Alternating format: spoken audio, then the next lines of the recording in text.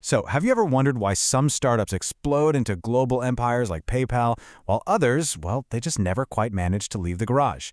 It's not just luck, I promise you. We are in the middle of a massive shift in the very fabric of how we do business. We're living in the digital age, where literally a single idea and a laptop can disrupt entire industries overnight. Welcome to today's Explainer, where we're breaking down the ultimate roadmap to entrepreneurship. All right, let's take a quick look at the agenda for today's Explainer. 1. What is an entrepreneur? 2. The 9 faces of business. 3. Digital versus traditional operations. And finally, 4. The 5-step blueprint to success. Let's get right into it. Section 1. What is an entrepreneur? At its core, an entrepreneur isn't just someone who sells things. They're an individual who initiates a brand new business, bears most of the associated risks, and, if they actually pull it off, enjoys most of the rewards. They're the crucial innovators sourcing new ideas, goods, and services. Basically, they anticipate what the market needs before the market even realizes it itself. And you can see here just how many diverse skills surround that core definition: innovation, management, action, risk, solutions, team building. It's a huge, high-stakes balancing act. Taking on the risk of a startup can reward you with massive growth. But failure? Yeah, that results in some pretty stark losses. The modern founder has to wear all of these hats, usually at the exact same time. Moving right along to Section 2. The 9 faces of business. The digital age has created an incredibly diverse landscape. There are actually 9 distinct types of entrepreneurship.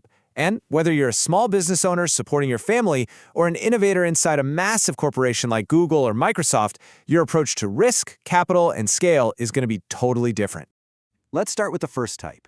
Think of your local grocery stores, your hairdressers, your plumbers. These folks fall into the small business category. These founders aren't out there chasing venture capital or trying to dominate the globe.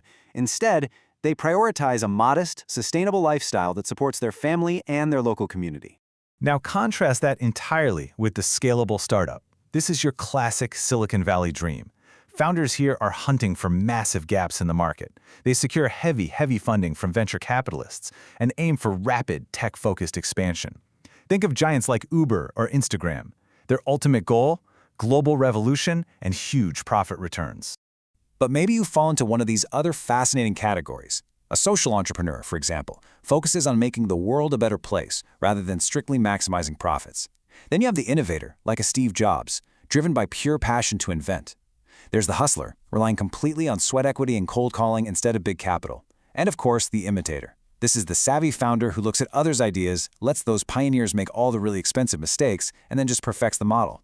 Finally, we have the researcher and the buyer. A researcher doesn't make a single move until they have every fact lined up.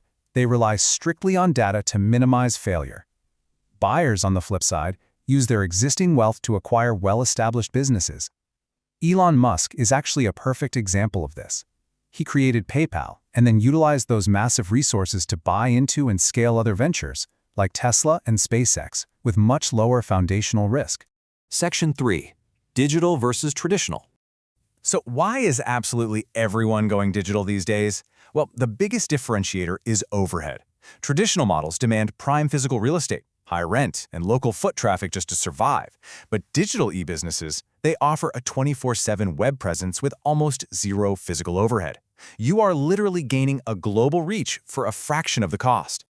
Just look at how deployment and market reach completely transform here. You trade difficult, local physical meetings for seamless, global virtual collaboration. Information collection shifts from tedious direct visits to instant internet searches. And instead of slow, face-to-face negotiations bogged down in paperwork, the whole shebang shifts to a flexible, lightning-fast electronic environment. Even your outreach totally evolves. You are no longer stuck casting a broad, expensive net with newspaper ads and pamphlets. The digital age empowers you to launch precision-targeted campaigns. By using blogs, social media, and SEO, you can capture exact, niche audiences. This dramatically increases your conversion rates while saving you a ton of time. All right, moving to Section 4, the 5-step blueprint to success. If you want to build the next digital giant, like a Foodpanda or a Shopsy.pk, you need to know that every successful venture follows this exact 5-step cycle. And crucially, notice how it's an ongoing loop, not a straight line. Viewing the entrepreneurship process as a continuous circle is absolutely vital for your long-term survival and adaptation.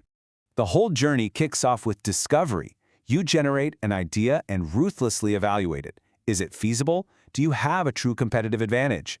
Once you validate that, you move right into concept development. This is where you map out your comprehensive business plan, detailing your mission, goals, and capital requirements. This becomes your ultimate benchmark. Next up is resourcing, where you figure out exactly where the money and the talent are coming from. Then, actualization. You launch operations, establish your management team, and start solving those inevitable day-to-day fires. Finally, harvesting. This is where you step back, measure your stability, compare your actual growth against those benchmarks you set earlier, and make critical decisions about your future expansion. The digital age has essentially obliterated the old traditional barriers to entry. With just a laptop, you have the unprecedented power to reach a global audience faster than ever before in human history. The tools are right there, and the blueprints are proven. So the only real question left is, which of those 9 entrepreneurial personas are you going to embrace, and what are you going to build today? Thanks so much for joining me in this explainer, and I'll catch you in the next one.